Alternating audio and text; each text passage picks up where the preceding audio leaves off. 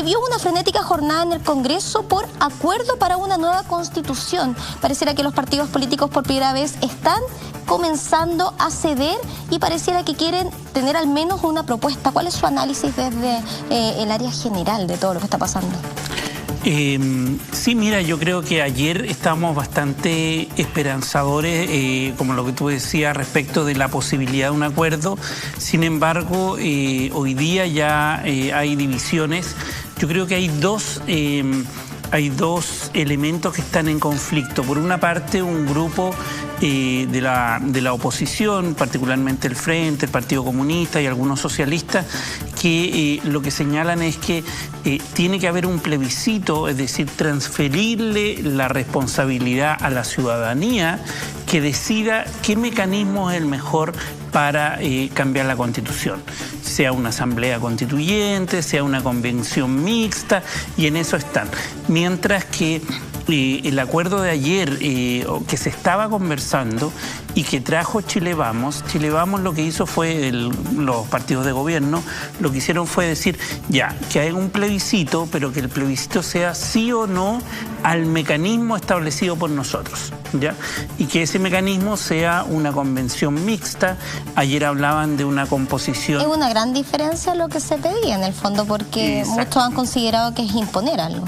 Claro, porque es muy diferente decirle a la ciudadanía, usted le damos 3 opciones, usted elija una, que decirle, usted quiere una nueva constitución, sí, pero si usted quiere esa nueva constitución, esta es la fórmula que va a regir. Y por lo tanto, eso yo creo que debilita la propuesta, a mi juicio debilita en términos de que no se le transfiere a la ciudadanía la posibilidad de optar. Y en segundo lugar, el mecanismo de esta convención mixta que está planteando, de hecho, hoy día a la tarde, la senadora de la UDI, la presidenta de la UDI, lo que planteó, dijo... Jacqueline Van Rysselberghe. Jacqueline, lo que dijo fue 40-40-20. ¿Qué quiere decir eso? 40% de parlamentarios, 40 de electos, o sea que hoy día son en ejercicio, 40% de ciudadanos electos, es decir, se hace una lista, se vota por ciudadanos. Que puedan representar a la ciudadanía. Que representan a la ciudadanía. Y 20% de expertos constitucionales decididos por la misma asamblea. Una vez que se constituye... Decididos por este 80%. Este 80% se elige a expertos o expertas en temas constitucionales de distintos bandos para integrar y mejorar la calidad. Para que puedan orientar desde su expertise. Exacto. Entonces, yo creo que hoy día en el ambiente de crisis social que estamos, en el ambiente que la ciudadanía, yo creo que una de las demandas, aparte de las demandas sociales, es por participar, es por involucrarse. Yo creo que ahí va a estar va a ser esa propuesta un poco compleja si es que es única. Si no es única, si se le dan alternativas, yo creo que sería mucho mejor. Entonces yo creo que está esa negociación que todavía no está acordada, todavía no pasa nada, porque se bajó el Frente, se salió de la mesa, el Partido Comunista nunca entró, o sea, el Partido Comunista dijo, tiene que haber un plebiscito de entrada y con opciones. Eso fue lo que planteó. Entonces, yo creo que estamos en un momento bien crítico. Se está negociando en este minuto en el Congreso, pero no se sabe cuál va a ser el resultado. Bueno, se ha hablado de cómo va a funcionar y una de las propuestas que sabemos que ya es un paso, que haya voluntad al menos de poder negociarlo, se ha hablado de los quórum, en el fondo para decidir cómo podrían definirse ciertos temas. Se habla de un 3.5, lo que para algunos es muy elevado, 3 quintos también. Mira, depende de qué tema. En general, en el constitucionalismo comparado, en las constituciones comparadas y en los procesos, usualmente se ocupan ciertos quórum altos, es decir, que haya 3/5 o un 60%, que haya un quórum más del 50+1% en algunos capítulos de la Constitución, de modo que tú aseguras cierta estabilidad, o sea, para no estar cambiando. Si cambia la mayoría, va a cambiar cambiar de nuevo por vía reforma la Constitución permanentemente. Entonces, si eleva los quórum en algunos capítulos, que son los capítulos centrales. Los quórum no son decididos en general, tienen que ver por capítulos diferentes, exacto. Por temática por ejemplo, diferente. La Constitución actual, la chilena, tiene algunos capítulos 3/5, 60%, y otros capítulos tienen 2/3, que son 66%. O sea, la Constitución chilena es muy difícil de arreglar, de cambiar, si es que no tienes a la oposición, cualquiera sea esa, la minoría, adentro del acuerdo, y por lo tanto te fuerza a buscar acuerdos. Entonces, lo que se está negociando es bajar de 2/3, que en algunos capítulos existe hoy día, a 3/5, que yo creo encuentro más razonable. Ahora, no sé el detalle de qué capítulos serían. Usualmente el capítulo 3º, que es de derechos, es el que más le importa, porque ahí está el derecho a la salud, educación, propiedad, derecho de agua. O sea, hay una serie de derechos básicos que son muy cruciales para los actores políticos y sociales también para todos nosotros, y el capítulo de reforma constitucional, para también elevarlo, para que no sea que vamos a cambiar la Constitución todo el tiempo. Claro, porque además que esto sería algo a largo plazo y en realidad ya sería claramente conflictivo para el sistema. Estamos conversando con Claudio Fuentes, cientista político, y para ir entendiendo un poco la propuesta que se está elaborando, sabemos que continúan trabajando. Se ha hablado de esta consulta ciudadana encabezada por más del 99% de las comunas que han integrado el territorio chileno, pero ¿qué incidencia pueden tener para lo que se pueda determinar ahora? ¿Se debería utilizar realmente como un indicador al menos? Es que mira, en primer lugar, o sea, va a depender mucho del resultado. Lo que yo tengo entendido es que son un poco más de 120 comunas las que harían el plebiscito, no las harían todas. Pero en la minoría son las que han decidido dar un paso al costado. Exacto, entonces primero es la magnitud que tenga.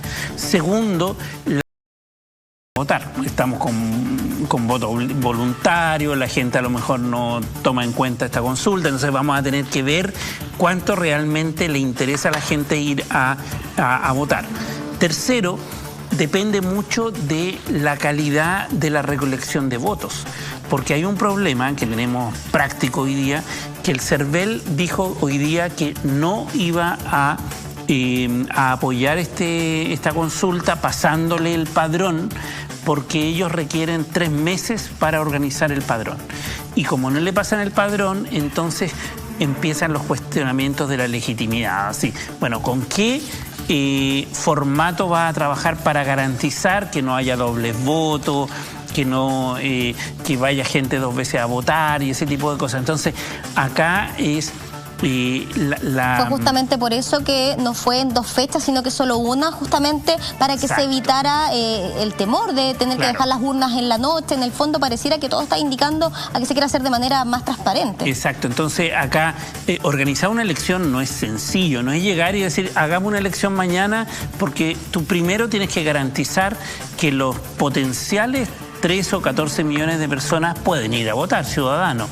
Segundo, tienes que tener urnas, tienes que tener apoderados, el conteo tiene que ser adecuado, certificado, y además tienes que contabilizar todo ese conteo. Van a haber miles de urnas y por lo tanto tienes que contabilizar, y si no tienes el apoyo computacional... Debiese funcionar como en las elecciones tradicionales. Claro, pero eso no existe, o sea, porque el CERVEL no se va a poner con eso. Entonces, dado eso, tú tienes que... Pero esa es una noticia de último minuto. ¿Se opuso el CERVEL? ¿Cuál cree usted que es la respuesta y cómo lo analiza también? O sea, mira, yo creo que aquí Axel Callis en Twitter estaba pidiendo que el Consejo diera a conocer la acta de quién se opuso y cuáles fueron los fundamentos para oponerse. Parece ser que, de acuerdo a lo que dijo Patricio Santamaría, es que este tiempo de 3 meses requeridos para establecer un padrón. Si, por ejemplo... Hay un tema procedimental. ¿Pero por un tema logístico? No, es que es un tema procedimental, mira. ¿O porque no cumple con las normas que deben tener para poder así ellos trabajar? Claro, lo que pasa es que imagínate que el gobierno te dice ya, voy a hacer una elección. Entonces el CERVEL recibe los RUT de los mayores de 18 años automáticamente cada cierto tiempo. Entonces tiene que cerrar el padrón en algún minuto. entonces tiene que haber una fecha de cierre. Por eso, 3 meses antes de las elecciones se cierra el padrón. Pero se debiese considerar un plazo menor considerando el momento en que se está viviendo. Exacto, que es sumamente efervescente. Claro, entonces lo que... En las calles estamos viendo también que están ocurriendo focos de violencia. Claro, entonces, pero por eso, el punto es cómo tú le garantizas que a los mayores de 18 años, porque si tú tienes 18 años, no sé si tienes 18 años, casi, pero si tienes 18 años vas y vas a querer ir a votar. ¿Qué pasa si no estás en el padrón? Que es muy probable, porque si tú cumpliste 18 años el mes pasado, no, seguramente si ahora el CERVEL te entrega el padrón no vas a estar. Porque no alcanzó a hacer ese procedimiento para cerrarlo, para alimentar una base de datos que son 14 millones, colocarlas en cada distrito, o sea, logísticamente es complejo, ¿me entiende? Entiendo lo que usted me explica, esas son las razones que entrega el CERVEL. Mi pregunta Supongo yo, no estoy suponiendo, lo único que escuché es por el tema del plazo, pero me imagino de cómo la experiencia electoral sería, yo pensaría en esas razones. Claro, pero la pregunta es, en el fondo, ¿usted cree que es falta de voluntad? ¿Se podría agilizar este proceso? No lo sé. Esa parte técnica no lo sé. O sea, dada la crisis, lo que yo pensaría es que los alcaldes hablaran de nuevo con el CERVEL y le dijeran, oye, ya, ¿y en qué plazo podría hacerlo? Y a lo mejor correr un poco en la consulta y hacerla no el 7, hacerla el 20 de diciembre, no sé. Cosa de tener más margen para... pero yo no sé si legalmente se puede. Después hay otros aspectos. Los apoderados, ¿quién da fe que esa urna estaba vacía, que está con un sello? Hay que imprimir los votos, no es llegar a imprimir 14 millones de votos y distribuirlo. Entonces, hay una serie de aspectos logísticos que yo creo que para garantizar una consulta ciudadana. Y el otro elemento es la opción digital, que yo no sé, parece ser que la Asociación de Municipios había optado por presencial para asegurar, por los problemas que se han caído otras consultas, de que se llena el sistema y que se cae el sistema y no hay un sistema digital adecuado para sostener una consulta de esa magnitud. Ahora, dicho todo eso, si supongamos que el 7 de diciembre se hace, supongamos que hay transparencia, que se hace relativamente bien, que los vocales dan fe y al día 8 de diciembre tienen los resultados.